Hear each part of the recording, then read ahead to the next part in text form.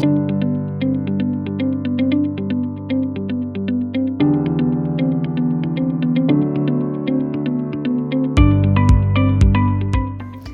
viewers, the guest on my show today is Pratap Venugopal. Pratap is a senior advocate at the Supreme Court. For the benefit of my viewers, I'd like to add that not every senior lawyer or every lawyer at the Supreme Court is elevated to the position of a senior advocate. This has to be designated by the court, and when they do that, it's announced publicly, i.e. in the newspapers, like it was done for Pratap. So as much as Pratap likes to play it low-key, this achievement, rather prestigious role, is no mean feat. Pratap has over 3 decades of litigation experience before the Supreme Court and also the Delhi High Court. Most of this has been civil law with a specialization in securities law. He has represented SEBI, stock exchanges, central government, the state government of Goa, public sector units, banks and financial institutions, and many such others. The topic for today's discussion is Special Leave Petition, a Boon or Bane. Under Article 136 of the Indian Constitution, the Supreme Court can grant special leave to appeal from any unsatisfied decision, judgment, order, or sentence passed by any court, lower court or tribunal, except military courts in India. This provision under Article 136 must not be misconstrued as a right to appeal. Rather, it is only the right to apply for an appeal in the form of a special leave petition, a privilege granted at the discretion of the Supreme Court. At this point, I'd like to draw in my guest today, Pratap Venugopal. Welcome, Pratap. Thank you for having me. Lovely to have you. Pratap, as I mentioned briefly in my introduction, we're going to discuss your pet peeve, SLP, Special Leave Petition, and how every dispute ends up in the Supreme Court. So although we've briefly talked about it, but given you're the expert, tell me a little bit about the history. How did SLP come about? So, Article 136 of the Constitution of India empowers the Supreme Court to grant special leave to appeal against any judgment, decree, determination, order or sentence of any court or tribunal other than the Armed Forces Tribunal, which is the sole exception.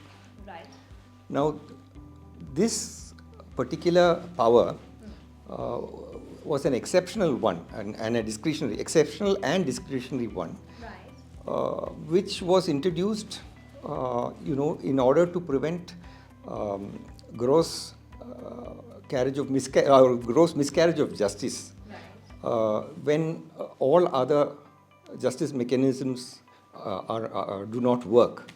So, in 1950s, it was envisaged as a sort of a constitutional parachute, so to speak, and to be invoked in rare cases or exceptional cases. And in fact, Dr. B.R. Ambedkar had said that this discretionary power is to be used only in matters of great public or private importance. So that is how SLPs or Special Leave Petition came to be incorporated in our Constitution. So how did this SLP, Special Leave Petition, which was meant to be a safety valve, transform from being a safety valve into a highway of litigation?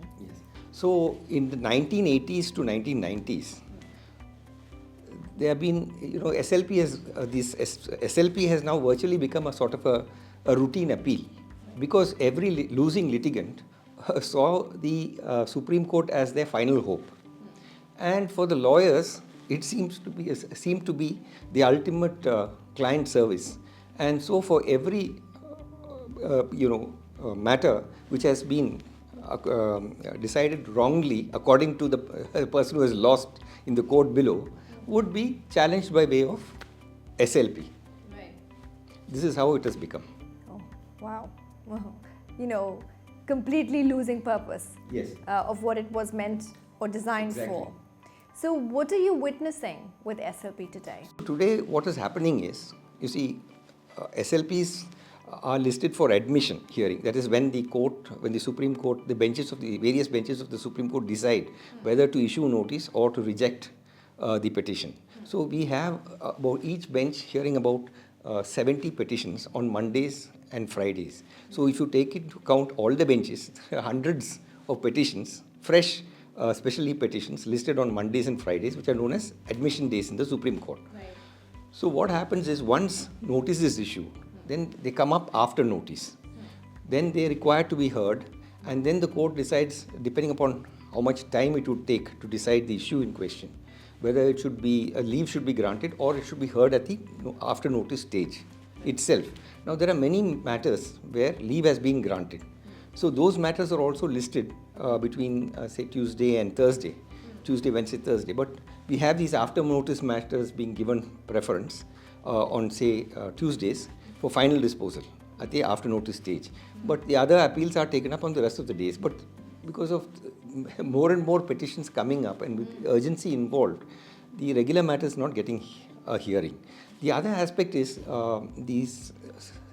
entertaining special leave petitions on such a large scale has really turned the Supreme Court into an appellate court rather than a constitutional court, because constitutional matters which are to be heard by a constitution bench, which means not less than 5 judges on the bench, those matters are not getting heard, because when you constitute constitutional benches, you have to have 5 judges at least sitting on each bench. So if you have say 3 benches, then 15 judges are diverted for just for the not special leave petitions, for the constitutional matters, for hearing of constitutional matters. Right. So that is the aim of the Supreme Court. I mean, the object of the Supreme Court is to hear and decide constitutional matters which are of utmost importance or constitutional importance.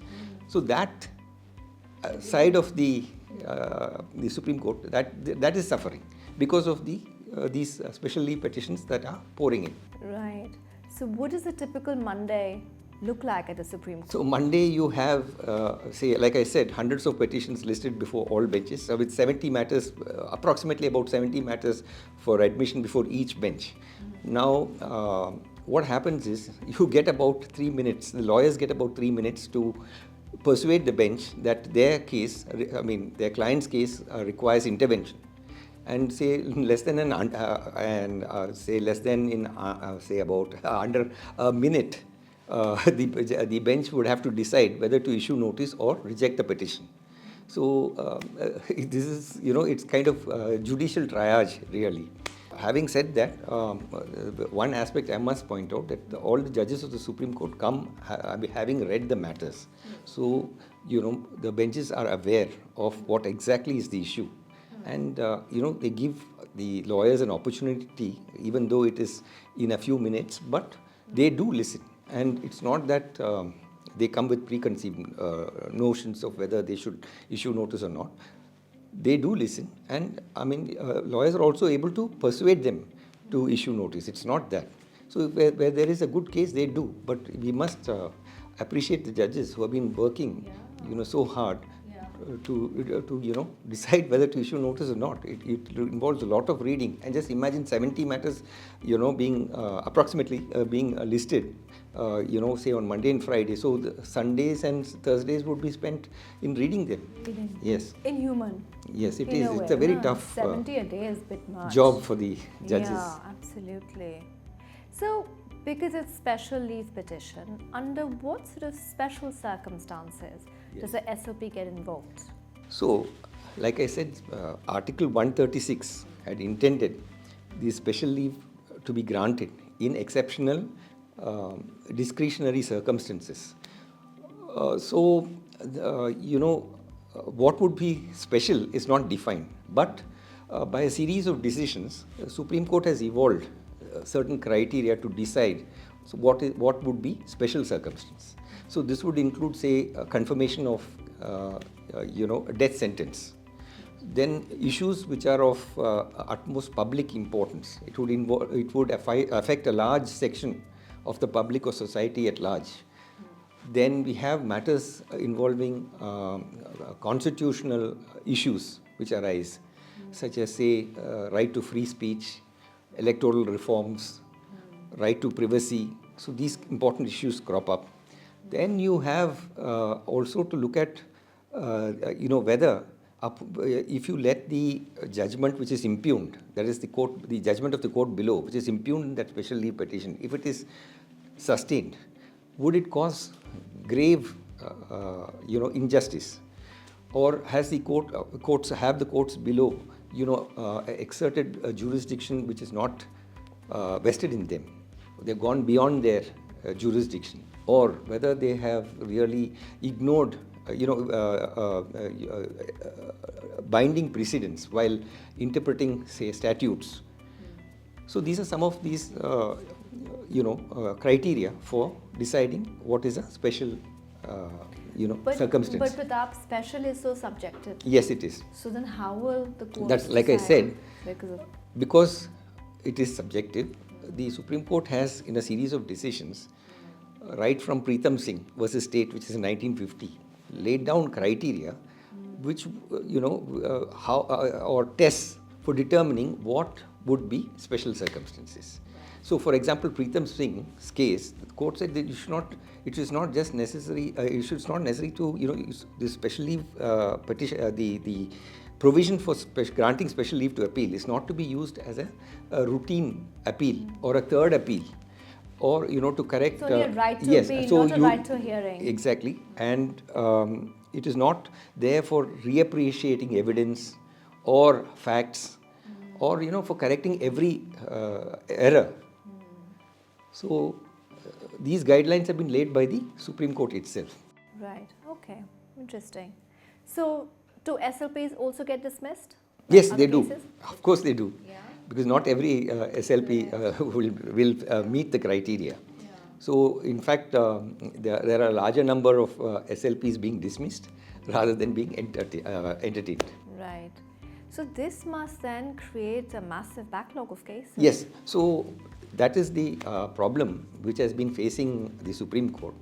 And we have former Chief Justices, right from Justice R.M. Lodha to Justice Chandrachud, who have been expressing, reservations about pendency. And in fact, our present Chief Justice, Justice Suryakant, has also made it his priority to reduce pendency. Now, as of November 2025, there are more than 90,225 matters pending. So, this is a major reason. Huge pressure on the Absolutely. Supreme Court. That is and it's true. almost they're being like distracted from what they're Yes, meant so to it do. takes it's like I said, it becomes more of an appellate court rather than a constitutional court. Right. So has there been much discussion for judicial reform Yes. to tackle this indiscriminate filing? Yes, like I said, there's been a lot of discussion on this, right from past Chief Justices right to the current Chief Justice. And this is a much debated topic with all sorts of ideas and solutions being put forth. Okay. Yes. So what then would you say is a solution? I mean, what's the way forward? Would abolition be a solution? So I wouldn't think abolition is the solution. Maybe recalibration, and also we should think of alternate dispute resolution mechanisms. For example, the current Chief Justice is promoting mediation in a big way. Now, mediation, before litigation, even during litigation, has been very successful in various jurisdictions. So, our Supreme Court has also taken note of it. We have mediation centers attached to all the courts now, and with Supreme Court pushing mediation in a big way, I think this would also be a mechanism apart from arbitration, for example, to reduce pendency. Because if if people go in more for arbitrations and mediations, I think solutions would be arrived at quickly, and then the Supreme Court will be left as a constitutional court. And this is different to out-of-court settlement? Yes, out-of-court settlement is when a party settles the matter out of court, so to speak. But a mediator facilitates such settlement.